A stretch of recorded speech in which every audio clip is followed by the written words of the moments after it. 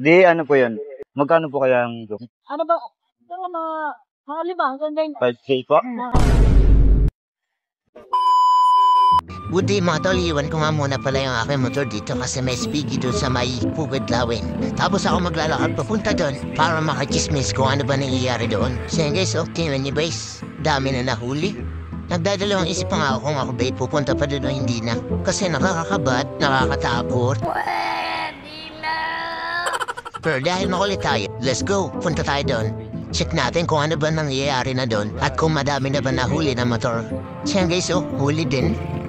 So yun guys, ito na nga pala yung mga nahuli na motor. Yan, dami na nga pala. So yun nga pala mga SPG.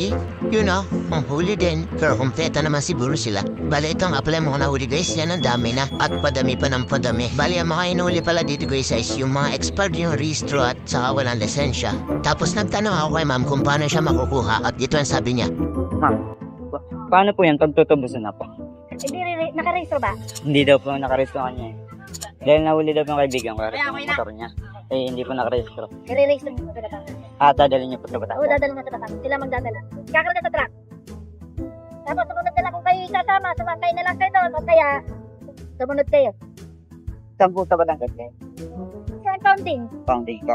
I-register nyo muna bago nyo makuha sa impounding. Di ano po yun? Ha? Bukod pa po ang huli, ang bayad sa huli po. Ewan ko lang. Magkano po kaya ang Ano ba?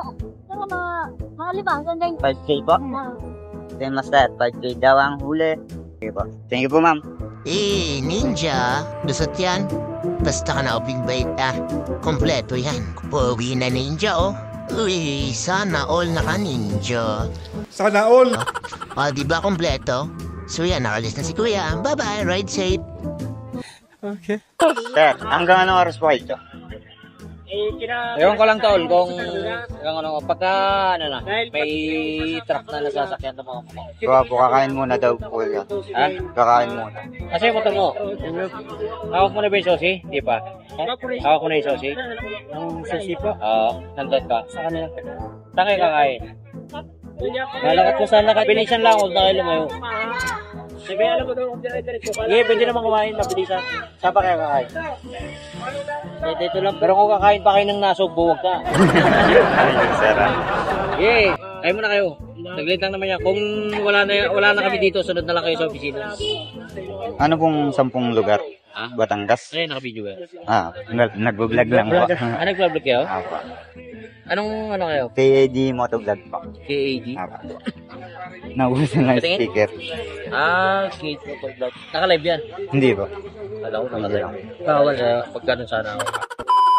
So yan guys, nandito kami ngayon sa Alphamart. Bibili lang ang pagkain yung kaibigan ko kasi nagugutom na siya kaya sinamahan. Pumuhima siya dito sa Alphamart. Kasi didiretso pa sila sa Batangas mamaya para doon niya kunin yung kanyang motor. Pati pala tricycle guys, huli na din. Ang dami na din nahuli. So yan guys, dito ay nakuha na niya yung kanyang susi at binigay niya yung kanyang lisensya doon. Tapos papagasan niya lang yung kanyang motor at sasakyan niya pa Batangas. Sasama sana ako sa kanya kaso may lakad din ako eh. So guys, ito nga pala mga kasama nila na pa Batangas din. Grabe super init ng biyahe nila pa Batangas. Tapos maya-maya lang guys is dumating na yung truck na sasakyan nila. Yan. Ay hindi pala yung under na yung lang isang yan na nakatigil. So bali pala dito guys is pinapalipat yung mga magdadrive ng motor. Tapos yung isasakay na motor. Color daw sama-sama na sila. So yun guys, nagre-ready na mga pala yung mga nakamotor na bibiyahe pa Batangas. At yan na pala yung mga kasama nila Dami. So guys, tingnan nyo para sila magra-ride sa sobrang dami.